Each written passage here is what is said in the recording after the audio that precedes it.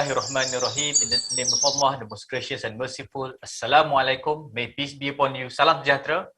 Emeritus Professor Dr. Osman Bakar, International Institute of Islamic Thought and Civilization Stack, Brother Muhammad Faisal Abdul Aziz, President of Muslim Youth Movement of Malaysia, Mr. Pek Chi Han, Veteran Buddhist Council of Malaysia, Mr. Tan Ling Huat, Theravada Buddhist Council of Malaysia, Mr. Cassie Liow, Tibetan Buddhist Culture Center of Malaysia, Mr. Syed Jamaluddin Behram Miri, International Student of Islamic Psychology, distinguished participants, ladies and gentlemen, brothers and sisters of faith, in Zoom and all social media platforms who have been following the event. Selamat datang and welcome to the keynote closing address of the Islam Buddhism Eco Dialogue āyāt 2022. I am Adliza Kwan, the MC for this session. Ladies and gentlemen, āyāt Conference 2022 come into being with a mission to bridging wisdom from Islamic and Buddhist traditions, inspire interfaith understanding and respect, and work towards a harmonious and compassionate society, in particular of saving both human and nature from climate emergency. For the past 2 days, this conference has featured 12 distinguished speakers and presenters that covered various topics, participated by hundreds of participants in Zoom and Facebook Lives from Malaysia, Singapore, India, Thailand, United Kingdom, USA, and other parts of the world. To begin the closing session of āyāt Conference 2022, please allow me to introduce the moderator for the session, Mr. Benny Liow. Benny Liow is the editor of Eastern Horizon, a Buddhist journal published by the Young Buddhist Association of Malaysia, as well as an author. He was the editorial consultant and contributor to Religions and Beliefs volume of the Encyclopedia of Malaysia. His writings have appeared in the Journal of Malaysian branch of the Royal Asiatic Society, Kajian Malaysia, and in Nurturing Child and Adolescent Spirituality Perspective from the World's Religious Traditions, published in the US. To date, he has edited 9 books on Buddhism. Benny graduated with honors education from University of Science Malaysia and Masters of Public Administration from University of Malaya. He is also a Senior Vice President of a global company and sits on their boards in Malaysia and the UK. Please welcome Mr. Benny Liow. Over to you. Thank you. Thank you very much, Adli, for your very kind introduction. I'm indeed honored to be the moderator for the closing keynote address by Dr. Reza Shah Kazemi from London on the theme of a Koranic view of religion, science, and ecology in our 2-day āyāt conference, where I believe we all had the opportunity to listen to various perspectives from both Islam and Buddhism on how we can protect and sustain our fragile environment. In our inaugural address yesterday morning, we were honored to hear from Geshe Dorji Damdul, who represented His Holiness the Dalai Lama on the Buddhist perspective. As we all know, unfortunately, His Holiness could not be with us due to the COVID-19 lockdown in Dharamsala. It is therefore timely that in our closing keynote address, we are able to invite a very distinguished Islamic scholar in Dr. Reza Shah Kazemi to give us the Muslim perspective. We therefore look forward to more in-depth on the Dr. Reza's lecture today.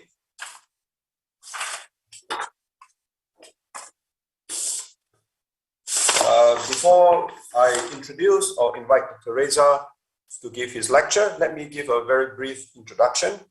Dr. Reza Shah Kazemi is an author and lecturer in the fields of comparative religion, Islamic spirituality, and Koranic studies. Among his works are Path to Transcendence, according to Shankara, Ibn Arabi, and Meister Eckhart, published Bloomington in 2006, and the award-winning Justice and Remembrance, introducing the spirituality of Imam Ali, published in London, New York, 2006. Dr. Reza is also the author of Common Ground Between Islam and Buddhism, which is a groundbreaking book that explores the scriptural and spiritual tenets of Islam and Buddhism in relation to one another, thereby creating a basis for comparison and analysis of 2 great spiritual traditions. Dr. Reza studied international relations and politics at Sussex and Exeter Universities before obtaining his doctorate in comparative religion at the University of Kent. He is currently a senior research associate at the Institute of Ismaili Studies in London, UK. Let me now therefore invite Dr. Reza to deliver his closing keynote address titled The Koranic View of Religion, science, and ecology. Over to you, Dr. Reza, please.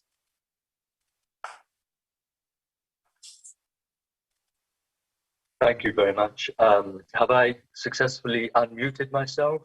Yes, we can hear you pretty well. Yeah. Good. Well, thank you, Benny.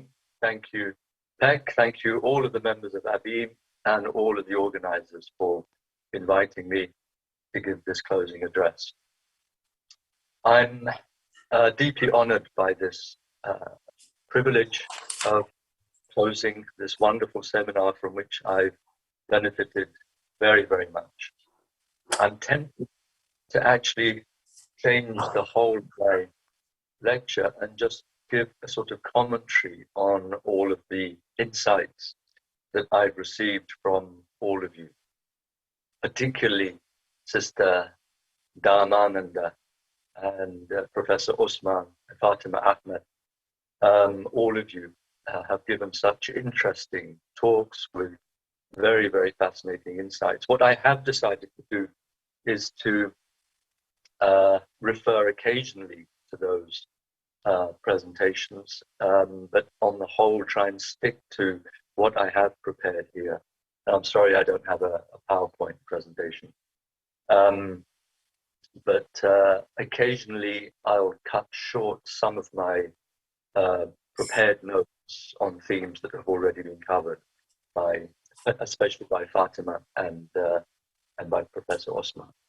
So my talk is rather different from what I've heard hitherto in this respect, that I'm rather radically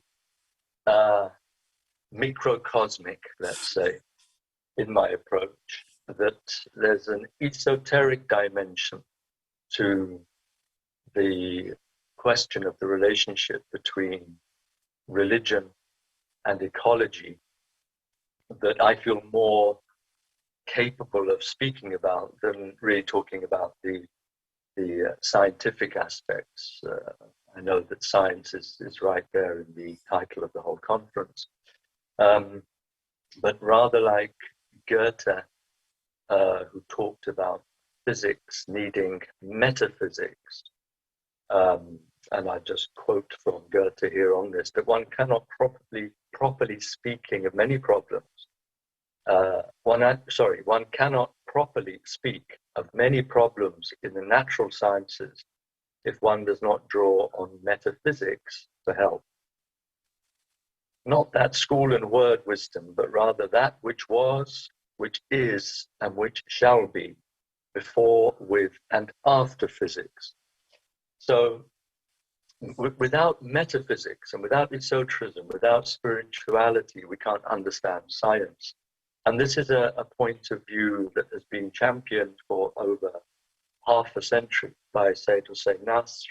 And what I'm going to say here in this talk is really, in large part, a commentary on what Sayyid Hussein Nasr in his many, many books, but particularly I should refer at the beginning of this presentation to a remarkable book that Sayyid Hussein Nasr wrote when he was probably only in his mid-30s, I think. In 1967, he wrote a book entitled Man and Nature. I've got it here, a new edition, The Spiritual Crisis in Modern Man. And when he stated the problem of the environmental crisis at that time, he linked it directly, not only to a very careful analysis of the intellectual and scientific causes, the scientific and technological causes, with the philosophy of science that infused all of that from within the Western world, emerging from the end of the Middle Ages, the Renaissance, the Reformation, the scientific revolution, the so-called Enlightenment. But he related all of these developments in the philosophy of science and in the desacralization of nature to a fundamental spiritual malaise that had taken grip in the soul of modern Western man.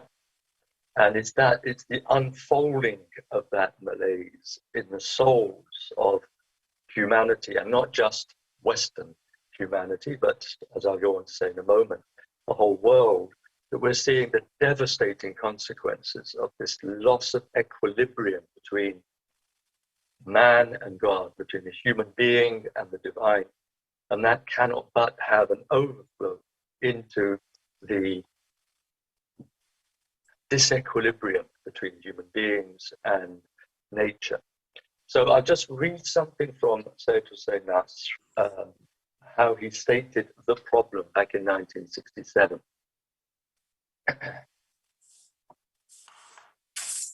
The lack of a sense of the transparency of things, of intimacy with nature as a cosmos that conveys to man a meaning that concerns him, is due to the loss of the contemplative and symbolist spirit, which sees symbols rather than facts. The near disappearance of gnosis, understood in its true sense as unitive and illuminative knowledge, and its replacement by sentimental mysticism, and the gradual neglect of apophatic and metaphysical theology in favor of a rational theology, are all effects of the same event that has taken place within the souls of men. And this is really the focus of my presentation. What has gone wrong? What is this fall of Adam that has taken its toll on the natural environment? How can we better understand what has happened to the Adamic consciousness? And how can we put right what is in the sphere of our competence to put right? And this is where, as I say, I'm radically microcosmic. I'm talking about what is it that we as human beings can do to ourselves, first and foremost, to undo the effects of this loss of the contemplative and symbolic view of nature, the properly ecological view of the world, remembering that the word ecology is made up of the word for oikos, which means home, and logos, which means the word. That this word, the creative word of God that has created the paradisal home in the beginning, what have we done to that? And we should remember that oikos is also the root of the word for economy.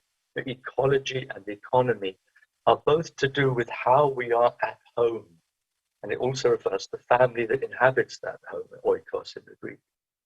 So on that note, I'm going to read from Black Elk, a great, possibly the greatest visionary medicine man of the Lakota Sioux, and what he's left us a great legacy in a couple of books. Joseph Eaps Brown has made these available to us.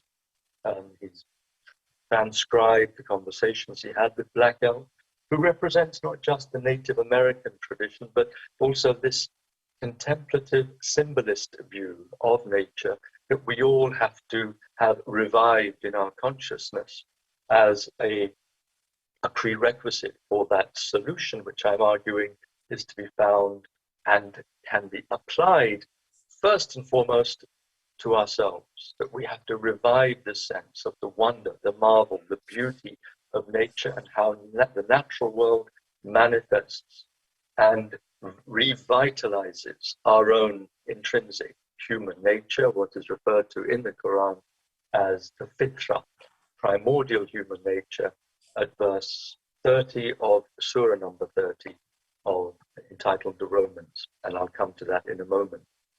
But let's just hear Black Elk giving us this beautiful statement. We should understand that all things are the work of the Great Spirit. We should know that He is within all things, the trees, the grasses, the rivers, the mountains, the four-legged animals and the winged people, and even more important, we should understand that He is also above all those things and all those peoples. So here we have a view of the divine immanence, the divine presence, the holiness of the Spirit, penetrating, animating, enlivening the whole of the natural world, and referring to all of these winged creatures as our fellow brothers and sisters.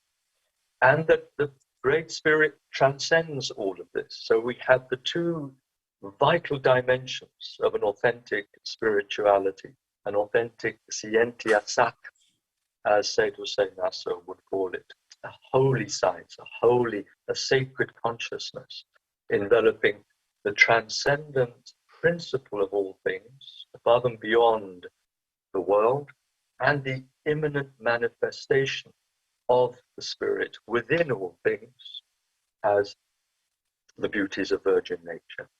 And this relates directly to a Quranic verse, which is number 38 of chapter number 6, al-An'am, cattle, where every single creature is referred to as belonging to an ummah, a community like yourselves. We are a human community, but the Quran says that there is no animal crawling on the earth, nor a winged creature flying in the air, but that it belongs to a community.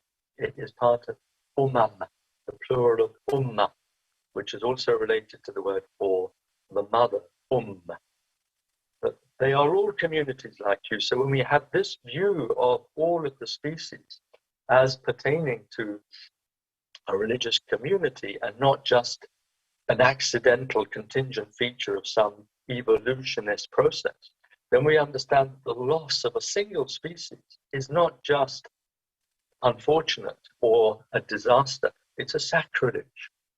A single species that lost as a result of our madness and our greed and our consumerism. And let's not forget that one of the words for the devil in Christianity was the consumer, the one who instills in us desire for endless goods and things that the Quran refers to. إِنَّهُ لِحُبِّ الْخَيْرِ لَشَدِيدٌ. Man has become intense in his desire for good things. So we justify this rapacious appetite that we have for good things by saying, well, the rest of the world just has to feed our appetite, feed our desire, has to try and satisfy us at whatever the cost. Now, the verse which I want all of us to have in the back of our minds as the most important, I would argue, the most important verse in the Quran, as regards the absolutely imperative nature of, let's say, the absolutely imperative force, the command that God gives us as to what will happen, what must happen before His, her, or its grace can put right what is wrong with a world that is very, very wrong, is the imperative of changing ourselves. And this verse I'm talking about is verse 11 of chapter number 13, the Surah Ar-Ra'd, the Surah of the Thunder. Part of that verse says this: إِنَّ اللَّهَ لَا يُغَيِّرُ مَا بِقَوْمٍ حَتَّى يُغَيِّرُ مَا بِأَنفُسِهِمْ. Truly God will not put right, will not change the condition of a people until they change the condition of their own souls. So this means that each and every one of us is being asked by God to change ourselves as a prerequisite for this unimaginable grace that comes from the Almighty, that is, as it were, magnetized by our efforts, if our microcosm, our small world, the insan, the alam saghir, the small cosmos, the microcosm that corresponds to what in Islamic spirituality is called the great human being, the insan, the alam saghir, and the insan kabir. So insan, the human being, is a microcosm, a small world, and the world is a huge human being, a huge spirit. of the human being. And this perspective is not just one that was inherited from the Greeks, the microcosm and so on, in Plato's Phaedo and in his Republic. This is a concept that's right there in the very heart of the Islamic revelation and commented upon by the great luminaries of the early Islamic period, and not just by the scientists and philosophers and mystics that came much later. We have, first of all, in the Quran itself, we have a verse that tells us that your creation, speaking to us as in the plural, all of you, your creation and your resurrection is but as the creation and the resurrection of a single soul. إِلَّا كَنَفْسٍ وَاحِدَةٍ. It's just like the creation and the resurrection of one single soul, whole of humanity. And as it were, commenting upon this, we have Imam Ali, the cousin and the son-in-law of the Prophet, who in a very famous poem established, as it were, the paradigm of this idea of the microcosm, the whole of the greatest cosmos being somehow enfolded within the human consciousness, within the human being, in a poem that says, تَزْعُمُ أَنَّكَ جِرْمٌ صَغِيرٌ وَفِيكَ انْطَوَىٰ الْعَالَمَ الْأَكْبَرُ. You consider that you're just an insignificant speck, but within you is enfolded the greatest cosmos, the Alam al-Akbar. فَأَنْتَ الْكِتَابُ الْمُبِينُ. So you are the clear book. The Kitab Mubin is a way of referring to the Quran, the book which is itself clear and which clarifies all things. فَأَنْتَ الْكِتَابُ الْمُبِينُ. You are the clear book. الَّذِي بِأَحْرُفِهِ يُظْهِرُ الْمُضْمَرُ. By whose letters that which is hidden becomes manifest. So don't just consider yourself this insignificant speck in the universe. Within you is enfolded the whole of the universe. And when we use this word enfolded, entawa, we can't help but think of what these new theories are putting forward in terms of our interrelatedness, our interconnectedness, that which Sister Dhammananda spoke about so beautifully, our interconnectedness. And this is a basic feature of the worldview of tawḥīd. Not just the principle of oneness, but the principle by which all multiplicity is rendered one.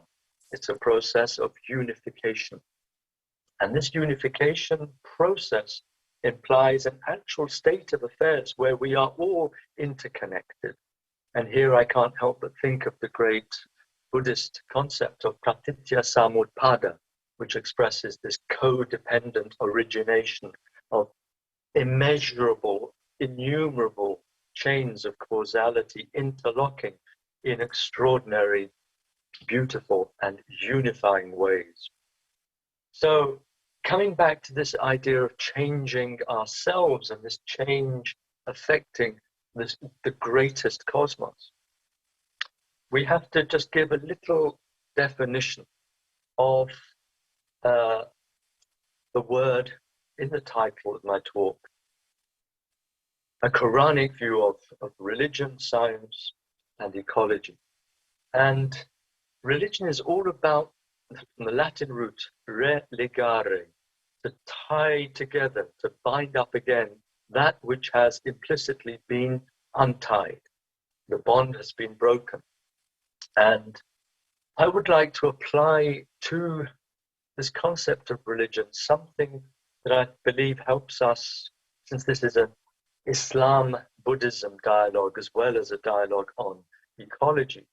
I would like to suggest that one of the ways in which we can profitably benefit from the religions in a comparative religious context is to use not so much the Abrahamic idea of religion or deen in Arabic or just the Latin one, but the the Hindu and the Buddhist concept, particularly the way in which the Buddha referred to his teachings as an upaya, a saving stratagem. I think it's been translated quite well as one could almost call it a kind of, and I think it's been translated as skillful means. I would like to propose a translation of this key term, upaya, as a soteriological mythology. Now that's quite a mouthful, but it means soteriological means to save, question of salvation. And mythology, not in the sense of something that never really happened, myth as in fable or fantasy, but mythological as related to the root of the word of myth, which is mu, M-U, where we get the English word mute, be silent. The myth, the mythology, is that which gives you a narrative of a situation, a principle, a reality that infinitely transcends the human capacity of expression, of linguistic articulation. If we look at religion as a phenomenon of soteriological mythology, we don't need to take absolutely literally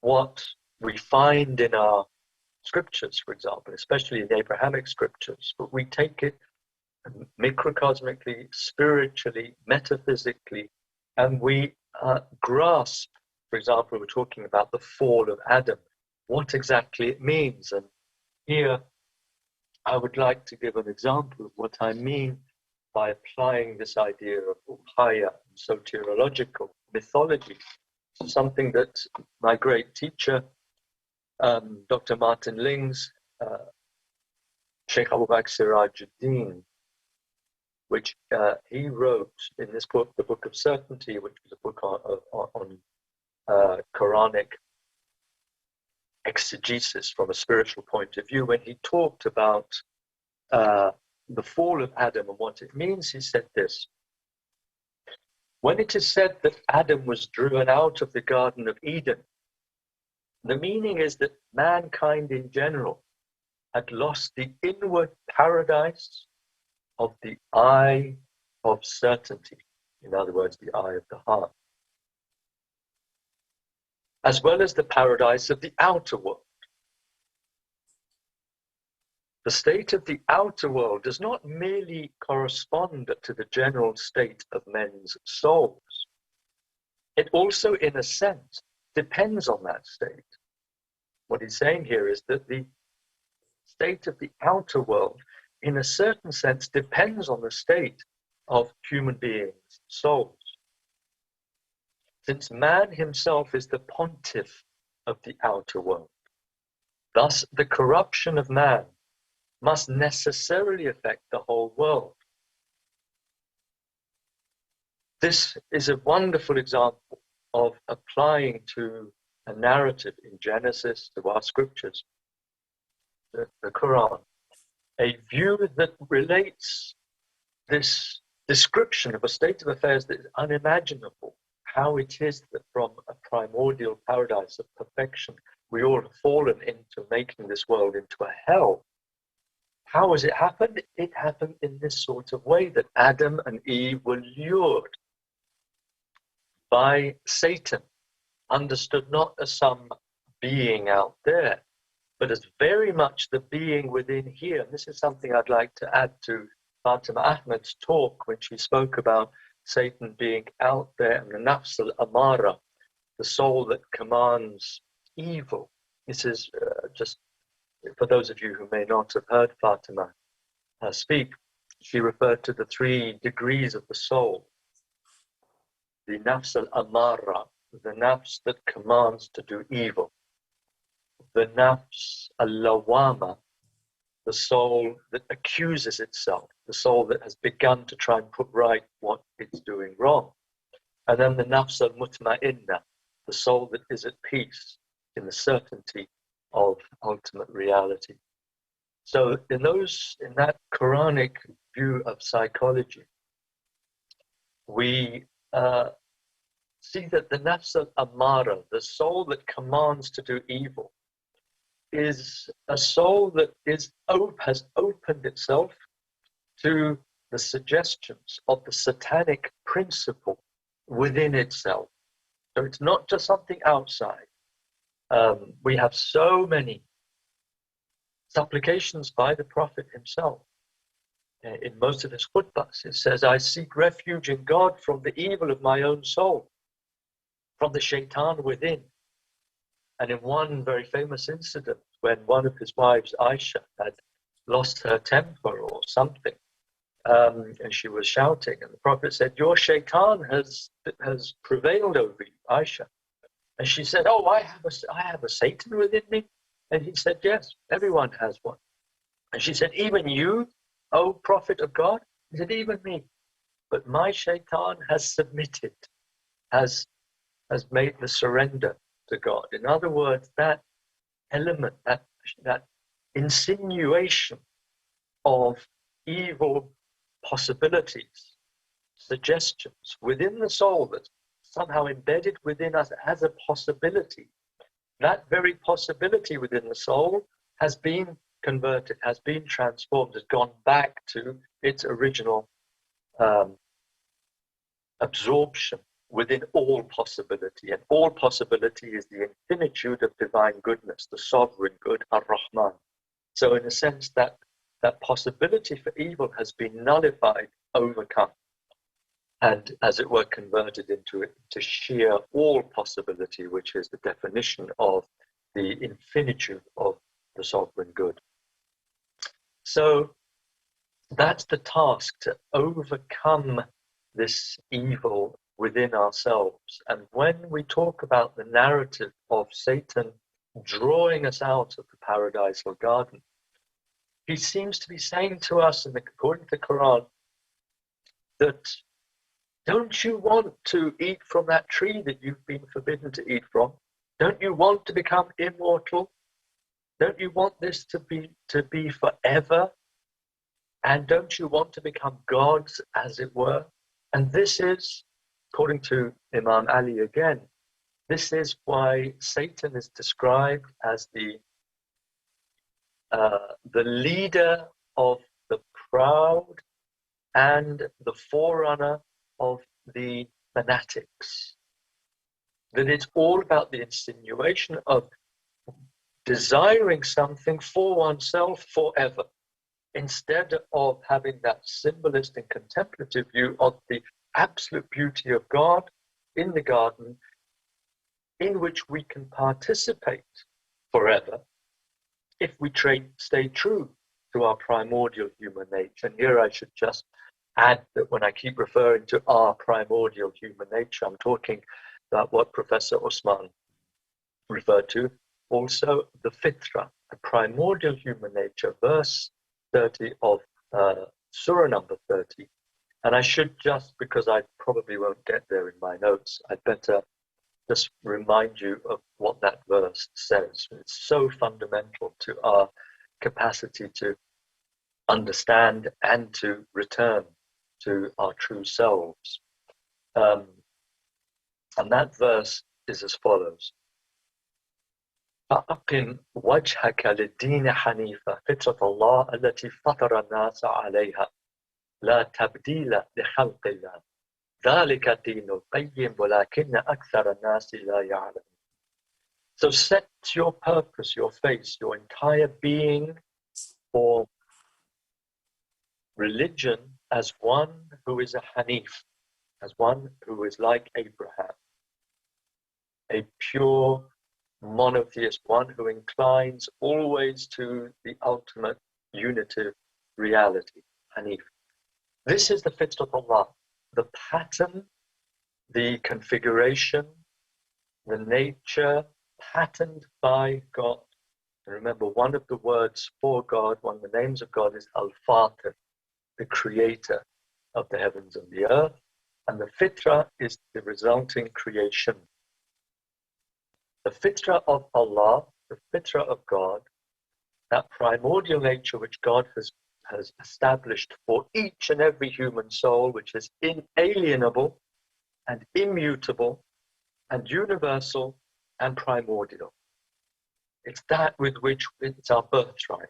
It's the most fundamental level of our congenital spiritual infrastructure, let's say, upon which all subsequent religions are so many superstructures.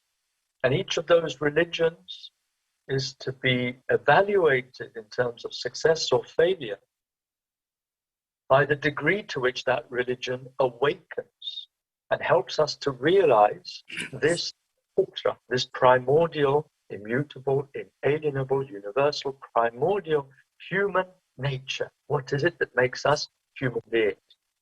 And every religion is there in order to remind us of who we are, what we can be.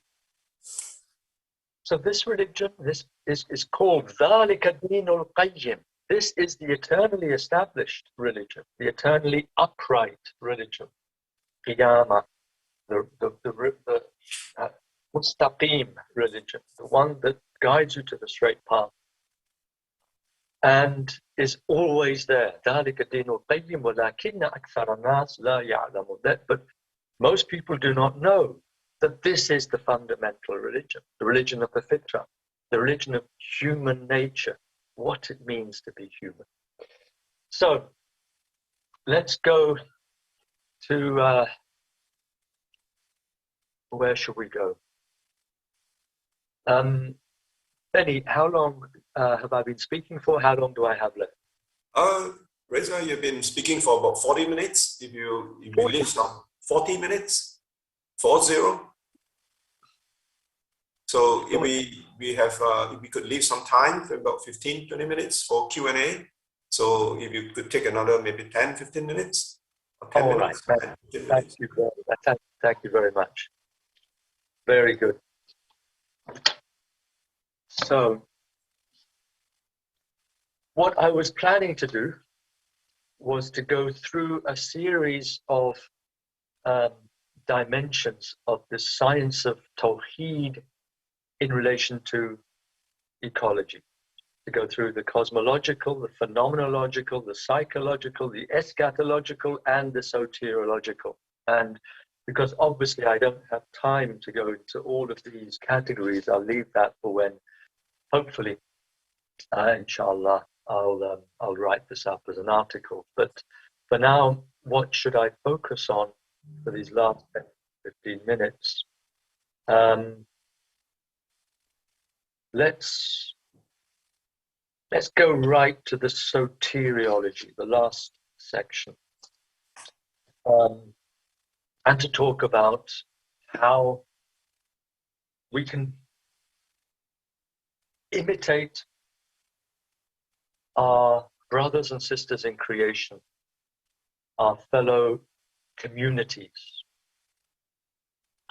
As I said earlier, this idea that Black Elk gave us of our brothers and sisters, mitako, when we had this mitako, I'm trying to remember now, I've forgotten the way in which the Native Americans refer to all of our relations. Mitako o yasin. Mitako ya o yasin. All of you are my relations. The Lakota Sioux say, all creatures are my relations. We are all related. Well, what is it that those relations are brothers and sisters in creation? What is it that they're doing by their very nature that can help us to do supernaturally what is there ingrained within our human nature, our fitra? What they're doing, according to the Quran, is they are engaged in constant prayer, glorification of the Lord. That is what every single creature is doing. We have this wonderful verse in Surah Al-Isra, the Surah of the Night Journey. That's number 17, and it's verse 44.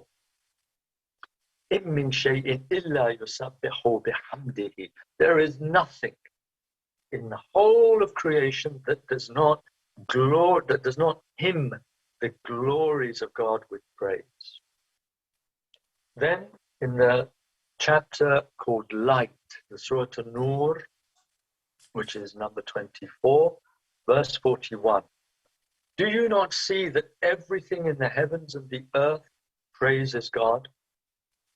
Alam tara anna Allah yusabbihu lahu man fis samawati wal ard. Everything in the heavens and the earth is praising God. All the planets, all the stars, all the creatures on earth are praising God. And in case we get caught up in this philosophical or abstract idea that yes, everything by its existence is praising God because God has given it its existence, we're not allowed to get away with this philosophical abstract view of things, because the Quran immediately goes on to say, وَالطَّيْرُ صَافَاتٍ, and the birds in flight. And in order to recite this properly in the Arabic, you have to prolong this word safat by 6 beats at least. So you say, وَالطَّيْرُ صَافَاتٍ كُلٌّ قَدْ عَلِمَ صَلَاتَهُ وَتَسْبِيحَهُ. And when you hear it, you can almost, it's onomatopoeic.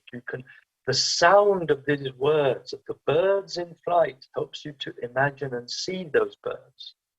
So hearing is transformed into vision through the Quranic revelation. You feel and hear, and you want to fly with those birds in glorifying God. Kullun qad alima salat. Each of those birds knows its salat, its prayer, and its tasbih. What we do with these beads, we glorify God constantly. And each one knows how to do its prayer and how to do its tasbih. But do we know how to do our prayers according to the rites and the rituals, the sacraments of our particular religion? Because according to the Quran, it's God who is at the source of all of these religious rites and rituals. It's not as if there are different gods up there that give different rites and rituals to different communities. It's one God who gives, who manifests its supreme generosity by giving different religious communities their rites and their modes of prayer, their manasik, in one verse of the Quran. But the key verse here is verse 48 of chapter number 5, al-Ma'idah, which says that for each of you communities, we, O the Lord, we, God, have established a shir'atan wa minhaja, a law and a path, an outward law of order and an inward path of spiritual transformation. If we wish, we could have made you one ummah, God says in the Quran. But He made you as you are in order to test you by means of that which He has given you. Fastabiqul khairat. So compete with each other in good things. Healthy competition. Compete with His Holiness the Dalai Lama once gave a beautiful talk to monks of the Buddhist and the Benedictine order, somewhere in the United States. And he said that we have come together to have healthy competition.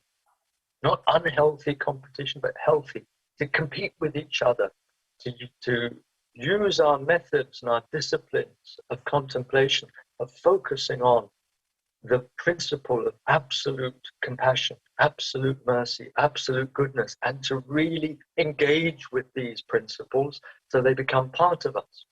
And this is what we are being asked to do by God in the Quran. Fastabiqul khairat. So compete with each other in good things, not just sitting quietly meditating and imbibing the principle of compassion, but practicing it. And one could say a lot about how His Holiness the Dalai Lama is the most wonderful exponent, practitioner of the principle of compassion. God bless him and keep him there for all of us. So this is the soteriology. Now, how does this relate to the putting right of the universe? Well, the Prophet of Islam said that the hour will not come. The end of this world will not come. For as long as there is at least one person saying, Allah, Allah, He didn't say just Allah once, he said it twice. Allah, Allah, as if to indicate invocation. Dhikr Allah, the remembrance, the invoking, the repetition of this, what the Hindus and Buddhists would call this mantra, like the Nembutsu in Japanese Buddhism, the Japa Yoga in Hinduism, the Jesus prayer in Christianity, the goes on in all of the traditions. Black Elk speaks about the continuous prayer. When St. Paul says, pray without ceasing. How can you pray without ceasing?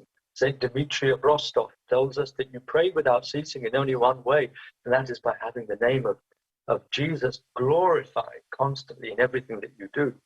The Quran gives us many, many verses about the absolute importance of invoking the divine name, remembering God through invoking his name, saying Allah, Allah, and all of the other names in all of the other traditions of revelation. So this is the chief means by which we go back to the Quranic idea of this transition from the nafs al-amara, nafs al-lawama to nafs al-mutma'inna, the soul that commands evil, the soul that blames itself and puts right what's wrong with itself, to the soul that is finally at peace and is addressed by God, return to your Lord in pleasure that is his in thee and thine in him. Mutual ridwan, mutual contentment. And this nafs al-mutma'inna, the soul that is at absolute peace through the certainty of God's reality, which is infinite beauty. This soul at peace is a soul through whom blessings come into this universe. And we talk about the Dalai Lama as being the physical embodiment of the principle of Avalokiteshvara, of absolute infinite compassion flowing from Amitabha, from the principle of infinite light and truth and goodness. What we're talking about is essentially what every single soul has the capacity to be. Every single soul can become the channel of grace to the extent that it approximates this degree of peace and certainty in the absolute reality of the infinite beauty of the divine principle. Every single soul can become a channel of that grace. And the Prophet himself has said that this world would not subsist, the rain would not fall, the sun would not shine, were it not for 40 souls, the Abdal, through whom these natural phenomena occur. But there are 40 souls, 40 people whose hearts are like the hearts of Abraham. And through these people, you drink and you eat. These are the channels of grace through which it comes. Imam Ali also speaks beautifully about this, but I better not go there. Let me just finish. I'm very grateful to you, Benny, for giving me a few more minutes. And I do want to have time for questions. So I will finish on Saint Seraphim of Sarov, who in wonderful descriptions that we have of him being transformed into fire, into fiery light by his disciples see him and he's just become pure light, like a fire. And they say, how did this happen, Saint Seraphim? And he says, you too can become like this. If you, he said, if you can find inner peace, thousands around you will find their salvation. There you have it. There you have the incommensurability between someone who is really nafs al-mutma'in, really has understood and assimilated that itminan, tuma'nina, that peace, that serenity, which is at one with absolute certainty, deriving, as I say, from a vision of the heart which sees the absolute beauty of infinite reality. Once you have entered into that great peace fully, then, according to Saint Seraphim, and according to many other great mystics and metaphysicians in so many of the traditions of the world, if you find that inner peace, if you find that unitive principle within yourself that identifies your deepest self, capital S, with the sovereign good, the absolute good, then that good will, in a mysterious and invisible way, it will radiate through the whole of creation. We can't measure that sort of thing, but what we do know is, and what we feel viscerally, is exactly what Sister Dhammananda said, that a small action, an apparently small action of pure goodness that she performed with her sister nuns in feeding one family, then 10, and then what do you get? 10,000 tons of wheat coming from somebody who says, you are so inspiring in what you're doing, let me give you 10,000 tons of wheat to distribute to how many? Hundreds of thousands of families. That's what it's all about. That was tangible, but it was just a sign of what can happen through individuals who really begin to give themselves to God, who really try and find God within themselves, who are really invoking, who are really reciting their scriptures, praying to God, supplicating, and doing supernaturally what the whole of creation is doing naturally. And then we become reintegrated into that principle of unification, of tawḥīd. And I just will finish with Ramana Maharshi, the great Hindu sage of the early 20th century, died in 1950s. A man who was following Ramana's teachings said, Ramana, I feel, yes, I'm asking myself the question that you've asked me to ask myself, which is, who am I? I'm doing it, I'm following your discipline, but how can I change the world? And Ramana just looked at him and said, you are the world. Full stop. Thank you, Benny. I'll stop there and look forward to opening up to the question. Thank you very much. Thank you, Dr. Reza, for your very illuminating exposition of Islamic spirituality and its dynamics, and then your ability to bring in references to man and nature from Said Nasir, which I think has been very illuminating as well, and also on Black Elk, right, which is the great Oglala Lakota educator. I think that was really great. But for me, as a student of Buddhism, I've been personally very inspired by your illuminating talk, because what you mentioned there from an Islamic perspective reminds me of so many things that we learn in the Buddhist teachings. For example, you talk, each one of us is asked by God to change ourselves. And this is what His Holiness, the Dalai Lama, always said, we should transform ourselves. And then you talk about the concept of interconnectedness, interlocking causality, which is again a very important principle that guides the life of the average Buddhist. He talks about the soteriological mythology of upaya, which is the practice of skillful compassion in our everyday life. And something really very interesting is you mentioned about Satan, not an evil being out there, but within us. And this is what in Buddhism, in the mythology of evil, we have the concept of Mara. So again, you remind the Buddhist participants and speakers of the need to know the Satan within them, rather than the Satan outside. And you also talk about the primordial human nature, our ability to understand and return to the true self, as mentioned in Islam. And this is again the fundamental teaching in Buddhism. We call it the Tathagata Garbha, Buddha nature, which is so important. So I could go on, because your talk has been really very inspiring and illuminating. And I'm sure out there, there'll be many who would love to have questions asking you to respond. So I've also got many requests on my chat room that we're quite happy to extend the time because. Benny, sorry to interrupt, but could I ask you to repeat that very last point that you made about? I didn't catch the Buddhist term that you used. The very last. Buddha nature is Tathagata Garba. Tathagata Garba.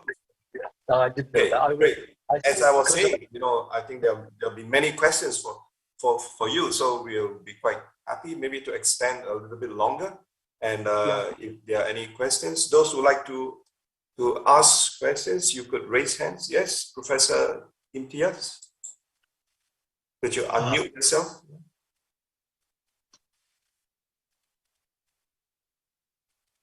Professor Imtiaz, I think you need to unmute. Yeah. Yes. Okay. Dr. Reza, very nice to see you again after a long time. And thank you very much for an enlightening talk. My just one question is, can you elaborate a little bit on what Benny commented on, and also what I caught from you about the upaya as soteriological mythology? Thank you. Right, well, yeah, as you know better than I do, Imtiaz, it's normally translated into English as skillful means or saving stratagem. And the best image that I can think of in terms of the upaya is the well-known image of the Buddha pointing to the moon and saying, look at the moon that I'm pointing at and not at the finger that's pointing. So religion is a means to an end. It's a signpost rather than the end in itself. What we're seeing in all of our religions, unfortunately, is a confusion of the means for the end. So that religion is seen as the deen. We have to uphold the Sharia. We have to uphold the religion as if it were God. Whereas the religion, the Sharia, is a path leading to God.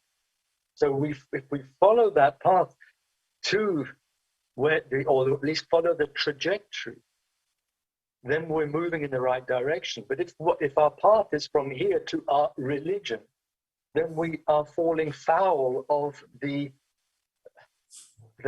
mythology as opposed to the principle that the mythology is actually pointing to, the mu, the essence, which I think in order to expand this slightly, one has to bring in the idea of the shunya, of the void in Buddhism. That because the ultimate reality is the void, is the shunya, what we in Muslim terms would refer to as the essence. Not that the essence of God is somehow a vacuum, devoid of reality, but it's devoid of relativity. And being devoid of relativity, it is by definition, excludes all relativity. That's why the Prophet of Islam said, focus and meditate upon the names and qualities of God, but not upon the essence, because there is no possible connection between the mind that meditates and the essence, which is devoid of any relative properties such as would allow a designation of names and properties upon which we could meditate. The essence is absolute reality which excludes all relative reality from the point of view of its absolute transcendence. Even if from the point of view of its immanence, it assumes those names and qualities that allow us, relative beings, to have a relationship. And let's remember that that's the meaning of relativity, relationship. That for us, relative beings to have a relationship with the absolute has to make itself relative. And it makes itself relative by the shunyata, by the manifestation of the void, by shunya murti, by actually manifesting what is there, is what in Islam we call the hidden treasures. When God says in a famous, I don't know if this came up in Professor Usman's talk, كنت كنزا مخفيا فأحببت أن أعرف فخلقت العالم. The famous saying in the Sufi tradition, it doesn't have a strong isnad, as they say, in the exoteric tradition, but according to the Sufis, the Prophet said that God said, I was a hidden treasure and I loved to be known, so I created the world. So these inner treasures of infinite beauty that were, as it were, within the divine essence, they become manifested because God, quote, wished to, loved, ahbabtu. God loved to make manifest to another, to relativize, to go out of himself, as it were, in order to realize the reintegration within himself through the other.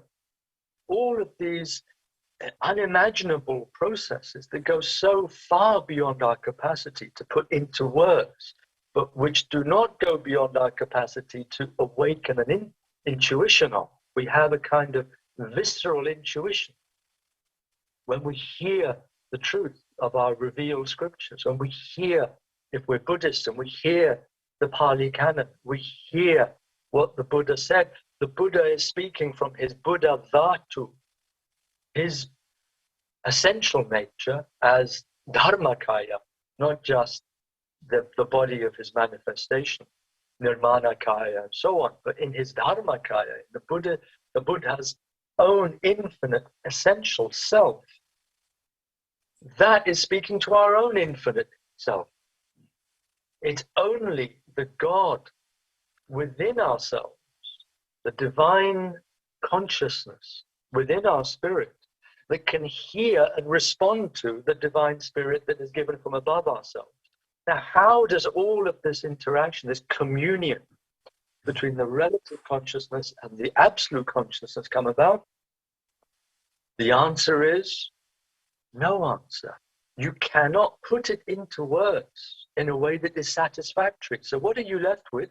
Mythological narratives, a soteriological mythology, a mythology that saves you, not by virtue of what it says, but by virtue of what it is pointing to, what it can awaken in the intuition, in the spirit, in your divine consciousness, to the extent that the veils of ignorance, of pride, of arrogance have been to some extent opened up. To some extent they've been rendered, they've been dissolved by one's positive aspiration on the one hand and by the beautiful revelation from God on the other.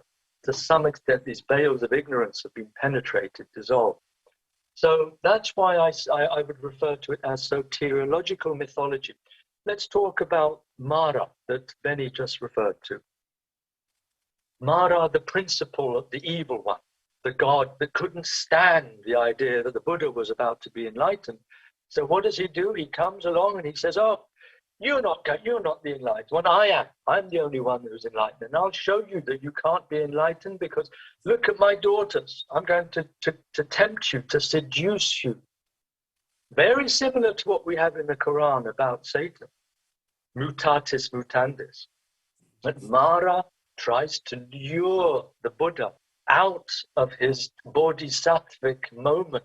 He's on the brink of enlightenment. And then according to the Mahayana tradition, as you all know, the vows of the bodhisattva, he will not enter enlightenment until the last blade of grass is enlightened.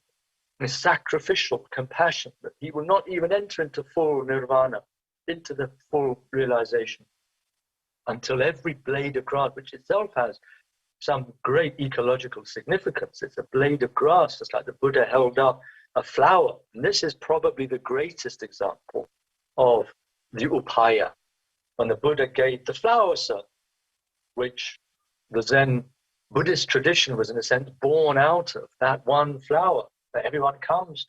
The disciples, the bhikkhus are waiting for the Buddha to speak. And what does he do? He's silent and he just lifts up a flower. That is soteriological mythology. That is not even uttering a word. That is relating to this, the silence, the more that we get mythology from, the myth, that shunya, that void, that complete emptiness, out of which something so miraculous as this one flower has emerged, this one flower that expresses the totality of the beauty and eternity of ultimate reality. That one flower does it in a way that 1,000,000 words couldn't. That's all he had to do to hold up the flower. That is upaya. That is saying, don't wait until something comes out of my mouth for you to say, oh, yes, yes, I understand. But then just meditate, contemplate. What is in this flower? What does this manifest? What does it reflect? What does it awaken? What does it initiate? What movement of spiritual assimilation, of interiorization does this one flower bring about for you? I couldn't do it with 1,000,000 words. The Buddha is, as it were, saying. And that's why I love that story of the Zen, in the Zen tradition, that if you see the Buddha on the road, kill him. That's upaya. That's, a wonderful mythological way of saving you from what? From saving you from the illusion that the Buddha is some being out there that is separate from your own seed of salvation, of illumination, of enlightenment. It's not separate. And if you think it is, then kill it. Because you cannot realize the transcendence of the essence without, to some degree or other, shattering the form, negating lesser reality, this relativity on this lower plane, in order to open up to the reality of the transcendent. So, anyway, these are just a few comments by way of response to your question. Thank you, Dr. Reza. Any other questions from the chat box? Well, we have some questions here from the chat room. There's one from Tan Chi Kyung. Let me just read that, Dr. Reza. I'm deeply inspired by your narration that according to the Quran, the whole of humanity is a single soul connected to the universe. It reminds me of a scientific hypothesis called Gaia, which proposes that Mother Earth is a great organism by herself. In Islam, we also believe that only humanity has a soul as a creature, and all other creatures, Allah, has no soul. So how do you relate the two notions of humanity as a single soul and Mother Earth as a single organism in invoking our own ecological consciousness?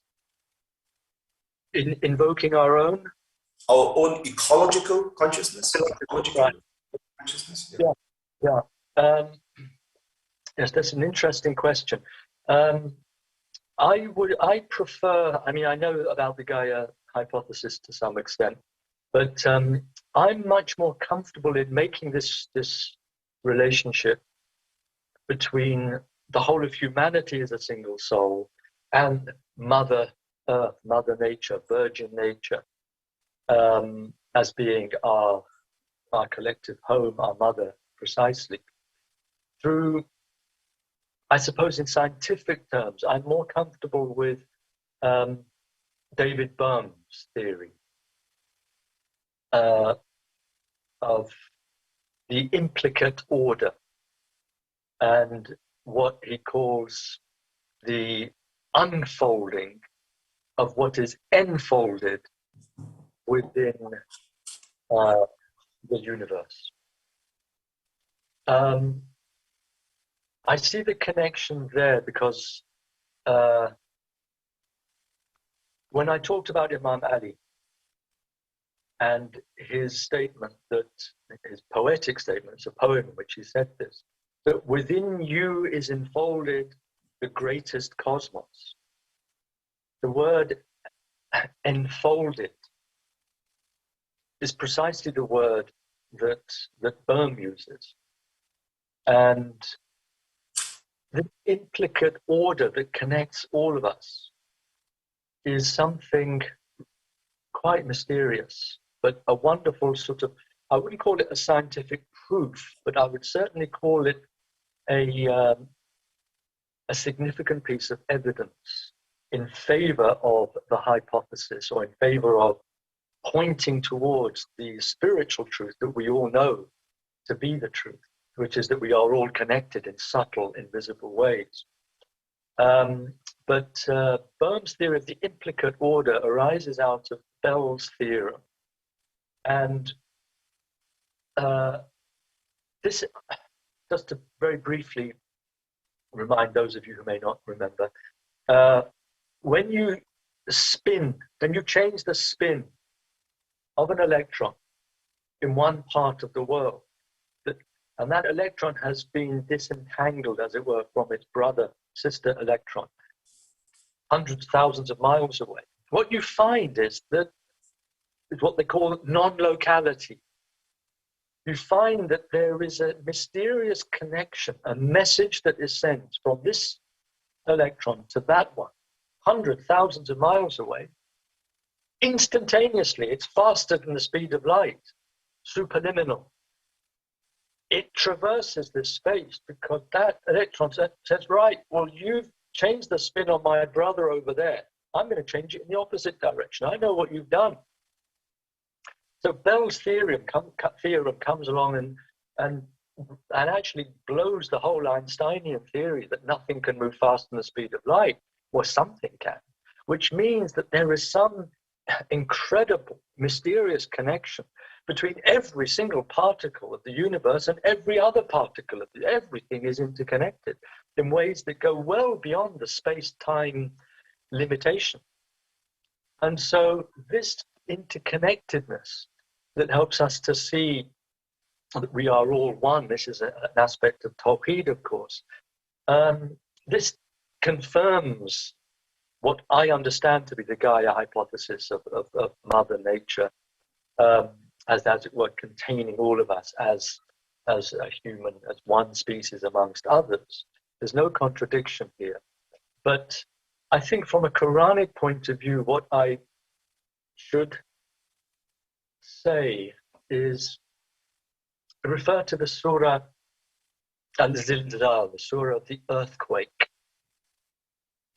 This is a surah, a chapter, which is extraordinarily powerful and relates to the end of this cosmos. Now, a side note here, something I wanted to say in the presentation, but this is an appropriate place to say it, which is that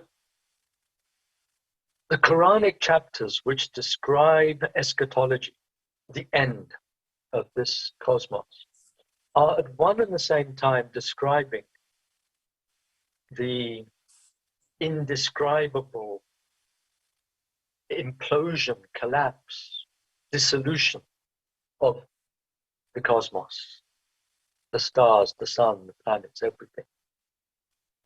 And it describes the process of death of the microcosm. Because remember, everything about the macrocosm is reflected in the microcosm. Therefore, when the macrocosm's death is being described, it's the death of the individual soul that's being described, what we're going to go through. For each one of us, we will see the sun folded up. We will see the moon colored red. We will see the stars dissolve, dust colored. We will see all of these things in the process of that unimaginable dissolution, which death is. So that is extremely, and the Prophet Muhammad himself said, Man mata qad qamat qiyamatuhu.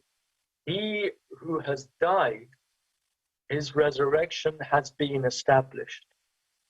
So everything that's described about the global resurrection, the macrocosmic resurrection, the day of judgment, all of that happens as soon as a person dies. It's not as if they have to wait for some distant thing. The Qiyamah has begun for that individual. That death is the opening to everything the Quran describes about the day of judgment.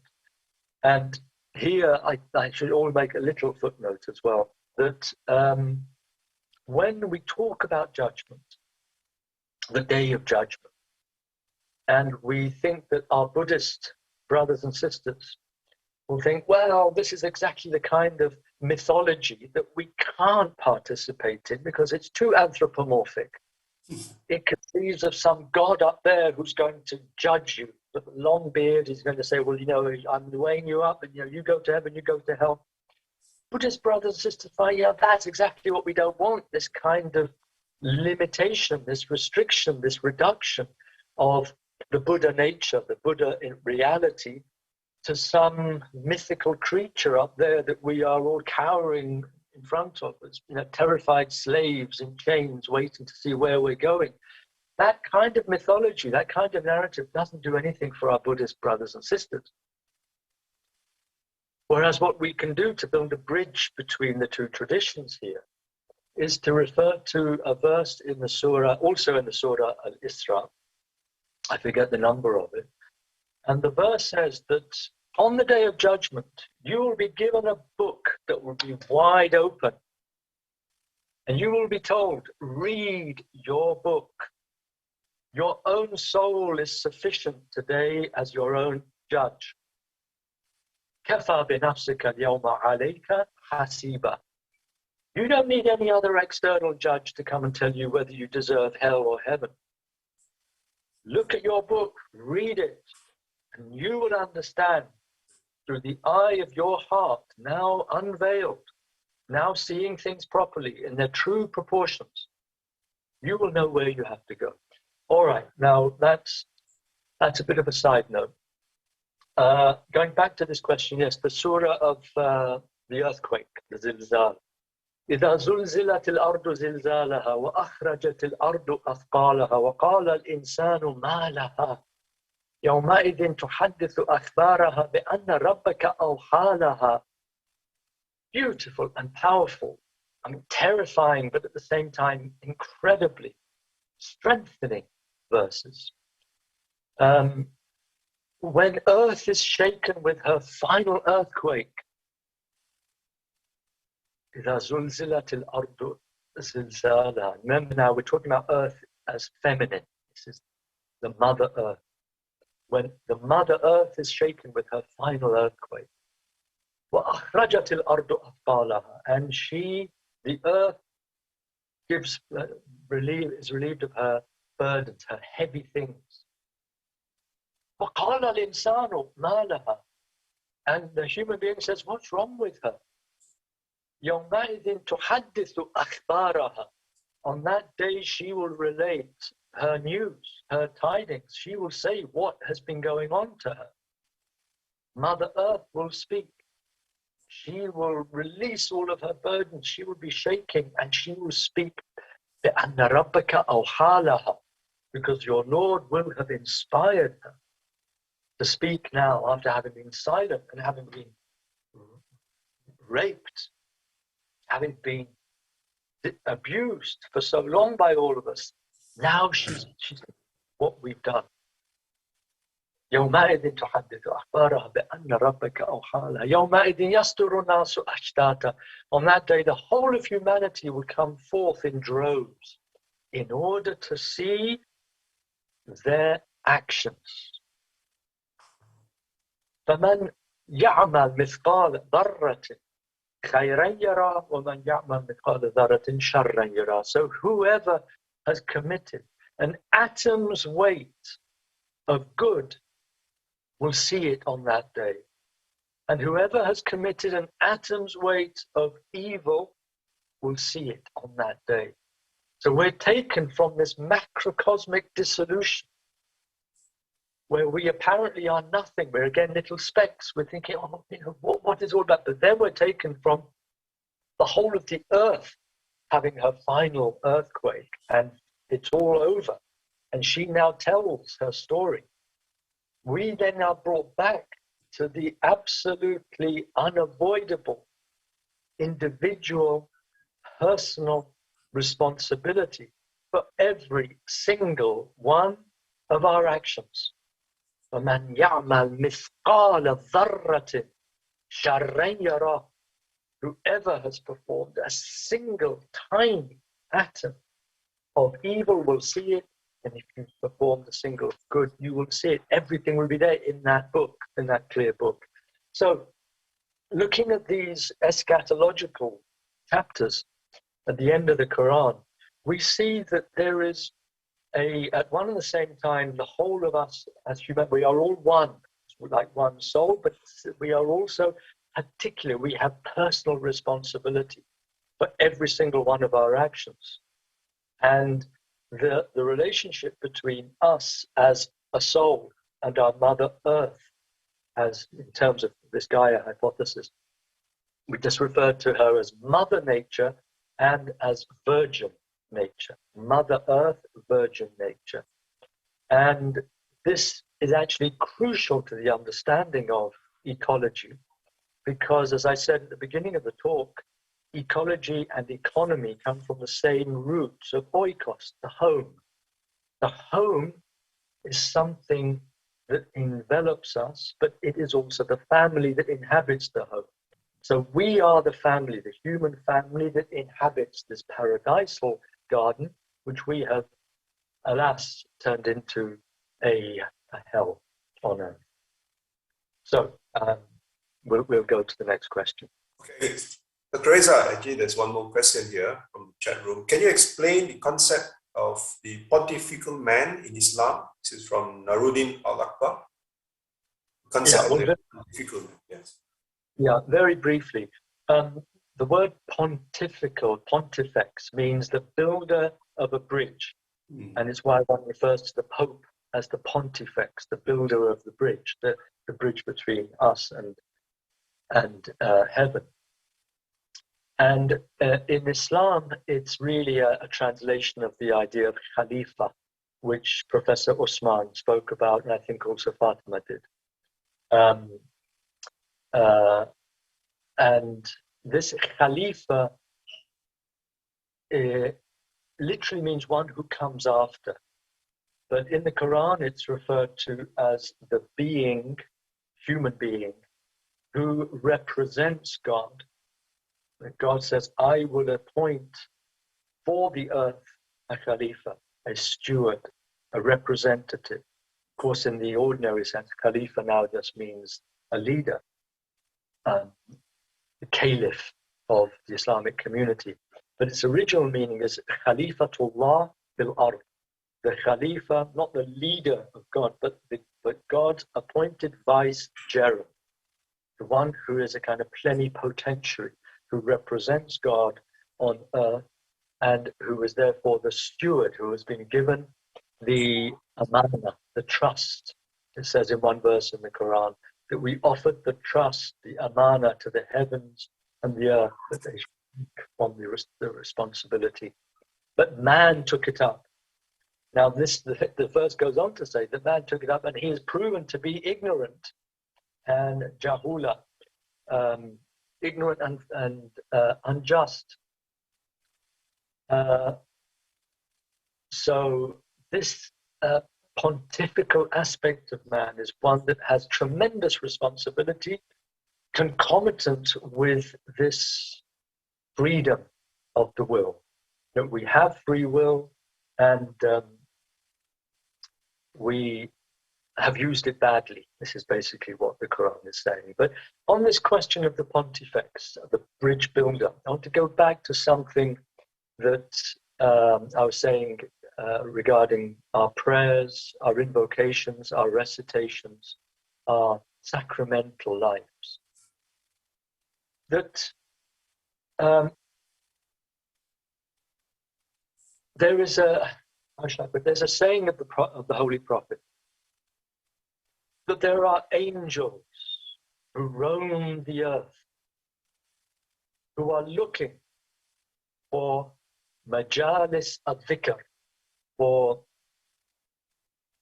congregations of the dhikr, for people who are congregating only in order to perform the dhikr, to remember God, to invoke His name, to recite His scripture. And when they find such a majlis, a dhikr, such a congregation of invocation, they call out to the other angels and say, come, we found such a a majlis. Come, join us. And then when all the angels are congregated there, they join their wings in a vertical axis, so that the wings of one join the wings of the other, and so on, forming a link, a set of links in a chain that goes all the way up to paradise.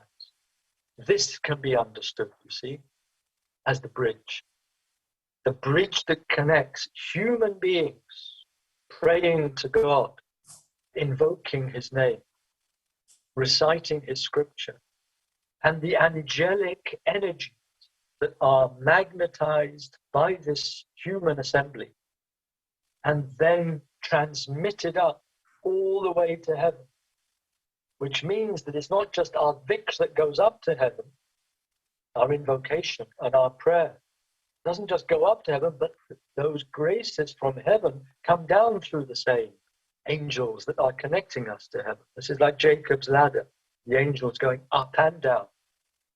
So this is a beautiful image the Prophet has given us, precisely of the meaning of pontifex, of the bridge that is built between human beings who are acting like angels and the source of the angelic reality, which is heaven and ultimately God himself, herself, itself. So here, if you allow me, Benny, just one more hadith from the Prophet, which is really very, very beautiful, and which reinforces the significance of what we do when we are saying Allah, Allah, in whatever language we are invoking God. Another wonderful statement from the Prophet, it's related by a companion who was not known for his memory or for his knowledge of sayings from the Prophet, so it makes it all the more interesting. This companion was called Muawiyah. He was the Caliph of Islam after a civil war against Imam Ali, who I've referred to several times. And he was a companion of the Prophet. And he came out of the mosque of Damascus, and he saw, this was the great, the mosque, the Umayyad mosque to become, of the huge empire that Islam was at that time. Remember, this is the generation of the Prophet. He was a companion of the Prophet. So he came out of his mosque and he saw a group of people gathered together. And he said to them, "Why have you gathered?" And they said, لِنَذْكُرَ اللَّهَ وَنَشْكُرَهُ عَلَى نِعْمَةِ الْإِسْلَامِ. We have gathered in order to invoke God and to thank him for the blessing of Islam. And Muawiyah said to them, "You've congregated like this for no other reason?" They said, "For no other reason." And he said to them, "I'm not asking you this out of any accusation. I'm just telling you this because I heard the Prophet say," and here he gives a little humorous note, which helps us to see the authenticity of this narration. He said, "Not one of you has the status that I have in relation to the Prophet in terms of paucity of hadiths related from him. In other words, I have got maybe one or two statements that I remember from the Prophet. You lot may have hundreds, thousands." So anyway, he says, "I don't ask you this question out of accusation, tuhmatan, but only because I heard the Prophet say, when he came out of his mosque in Medina, and he saw a group of people gathered, and he said to them, 'Why have you gathered?' And they said, 'In order to invoke God and to thank him for the blessing of Islam.' And he said to them, 'For no other reason.' And they said, 'For no other reason.' And then the Prophet said, 'I don't ask you this out of any accusation, but only because Gabriel has come to me and has told me that God is boasting about you people in front of the angels. أَنَّ اللَّهَ يُبَاهِبُكُمْ الْمَلَائِكَةِ. God is taking pride in you people before the angels, as if to say, this is the commentary that's been given, that God is saying to the angels, you have no other choice but to worship me, devote yourself to me, invoke me, praise me, hymn my glories. You have no free will. You were created for this one and only reason, to sing my praises and to glorify me. But these human beings who have the capacity to become like animals or like angels, they have the freedom. And look at them. They are doing on earth, despite their bestial possibilities, so their evil tendencies, they have transcended those. And they are invoking me. They are doing to me what you are doing to me. You have no freedom. You have freedom only to do this. They have freedom to do the opposite. So this is why God is boasting. He's taking pride in these human beings who are endowed with animalistic possibilities and yet are realizing the highest angelic possibilities of their human nature.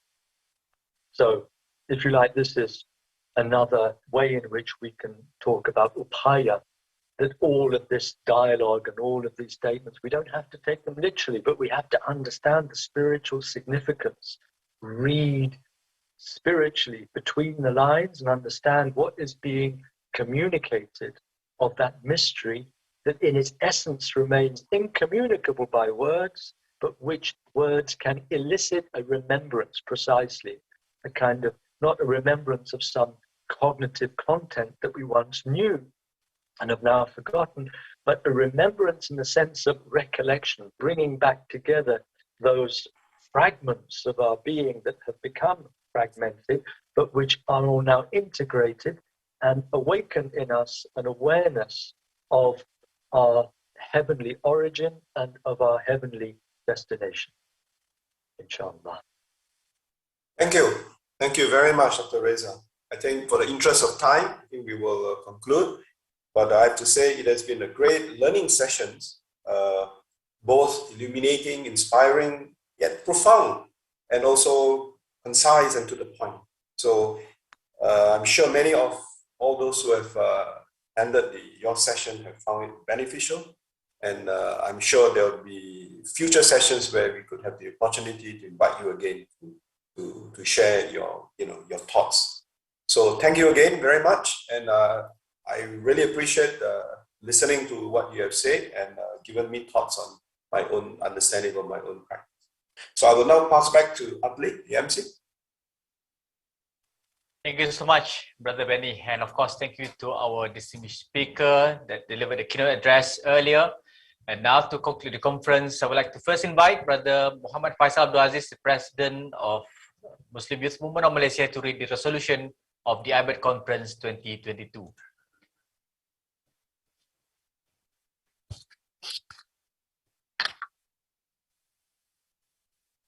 Bismillahirrahmanirrahim.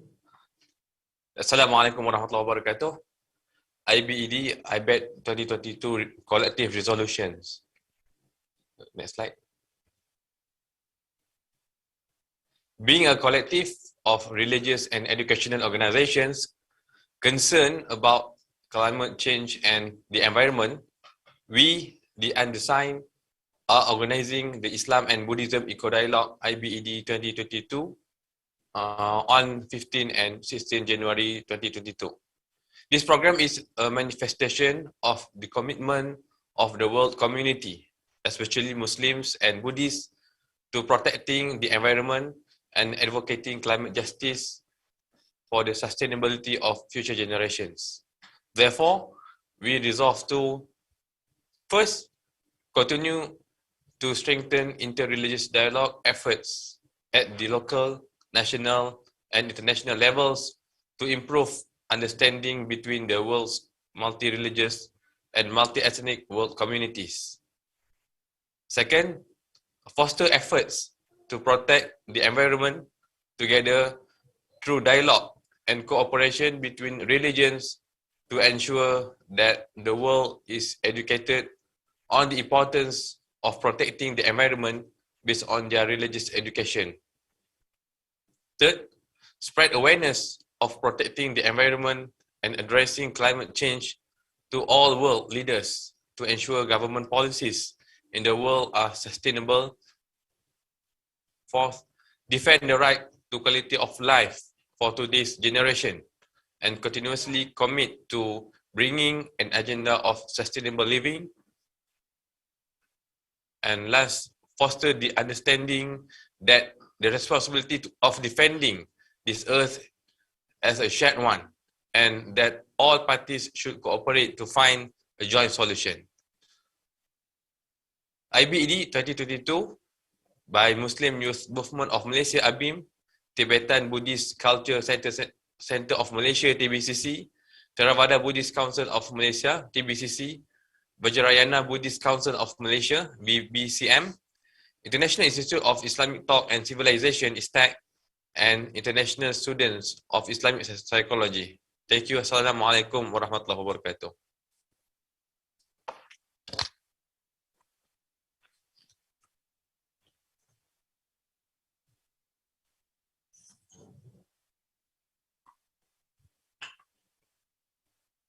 Thank you so much, Brother Muhammad Faisal Abdul Aziz, the President of Muslim Youth Movement of Malaysia, for reading the resolution earlier.